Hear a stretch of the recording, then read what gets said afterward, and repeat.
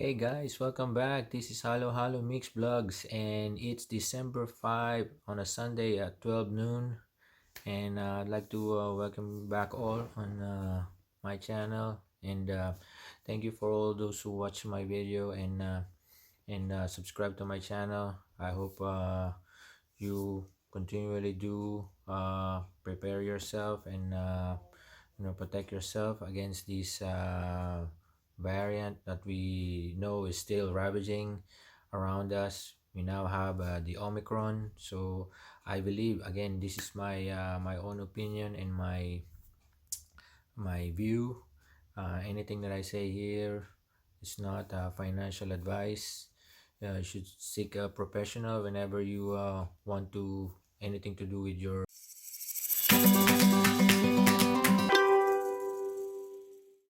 money or your cash. So again, I do think that this is not going to be the last variant that we're going to see. We're still probably halfway through this pandemic, so I hope you still continue preparing yourself. So it's been a while since I last posted a video. I think it was August, the video of our trip to Banff in Alberta, and I haven't really got any motivation to do anything. But now, there's so many things that happened since that time, and I'd like to keep you posted. And so, yeah, let's get on with it.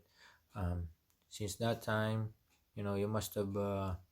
Since last year, I've been posting about inflation, and by now it's clear to you, to everyone, that the inflation is here, and we're seeing rising prices in commodities, in your the goods that you buy from a grocery, from the gasoline, uh, the cars that you drive, um, basically anything, you know.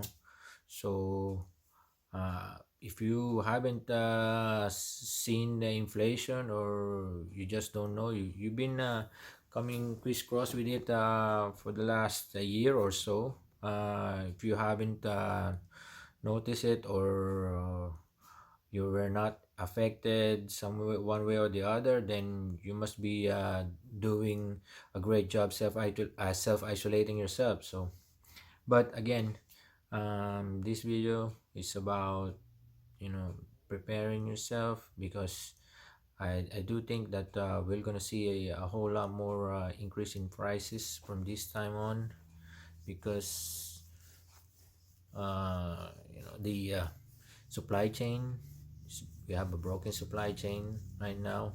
There is labor shortages, and there is the government around the world are still printing money or issuing debts which are payable. As you know, when they issue debts, uh, yeah, they'll have to claw it back, because they'll have to repay it down the line with future taxation.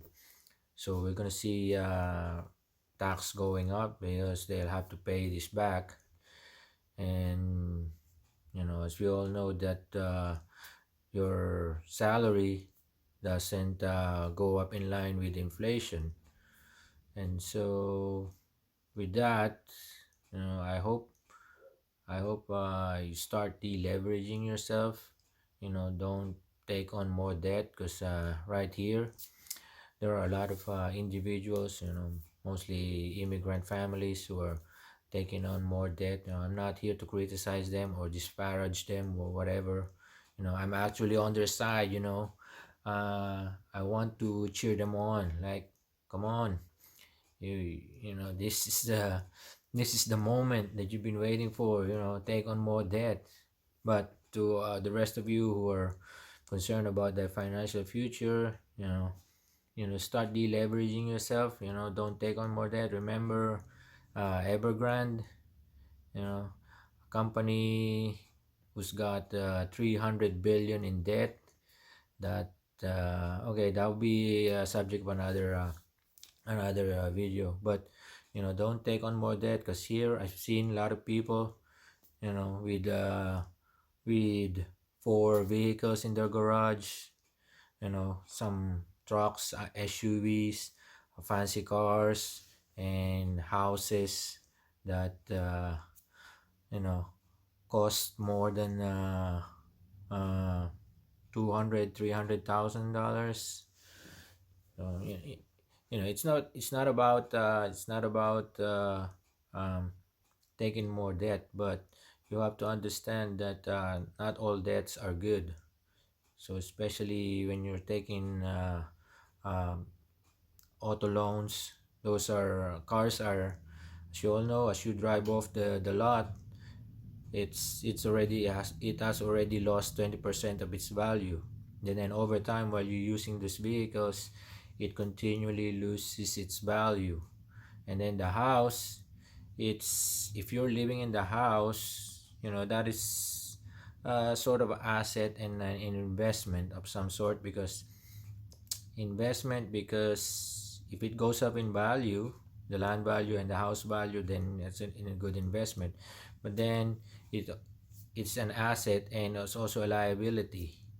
So liability is because you pay taxes on that, you pay, your um you pay the upkeep of the house, but then you get to live in that house. So especially here, it's a small town, and real estate properties don't go up in value as much as in the city, because it's a sleepy small town here. But I still have a lot of faith and a lot of I think it's gonna go up in value, especially not far from here. There's a mine that will go online in the next 5 to 6 years. So a lot of people are moving in here, and especially people in the city who are fed up of being in a secluded in a small space, while here you have tons of land area or space in your backyard where you can enjoy yourself, have a barbecue or some sort when things go south in the city. And it's a sleepy small town, as I've said. There's not much there are petty crimes. We've experienced it here. Someone taking our plants while we sleep. It happens here. But nothing really major. But it's still there are petty thefts. So yeah. So remember, when you take on debt, when you take a loan or a mortgage, you are actually putting your future productivity on the line here, just to make sure that in 8 years you have to be sure that you'll be able to pay off that car or that vehicle or whatever you take. You have to be sure that you'll be healthy in that period of time, that 8 years, so that you can continually service your debt.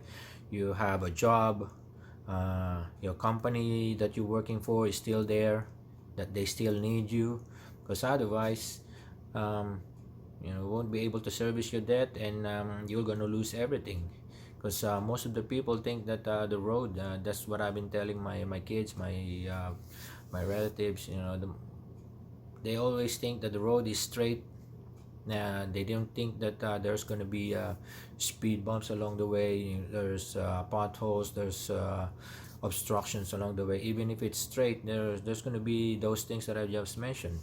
So you have to pre-plan everything, because you don't plan to fail, but you fail to plan. That's ultimately the reason why a lot of people go broke, especially your houses.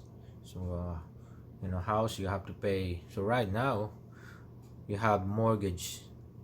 Yeah, the things that you pay here when you have a house, you have a mortgage, you have your house insurance, you have your mortgage insurance, right?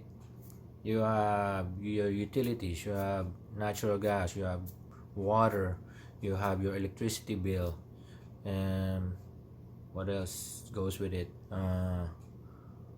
And you have your internet connections. So there's a lot of things that you have to consider. So if 5 years ago you bought your house and you're paying this much mortgage, just like ours, I'm paying, uh, it should have been 270, but I'm paying 322 because I added like 20% more each month, just to take the principal down really quickly. So if you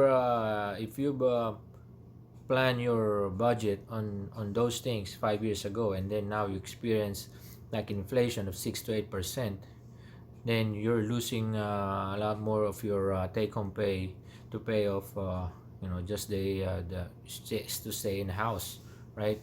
So if you're right now, we're paying $7 more in water. Uh, we got insurance that have increased by $20 a year for my car. That's an extra insurance actually. And then you have registration.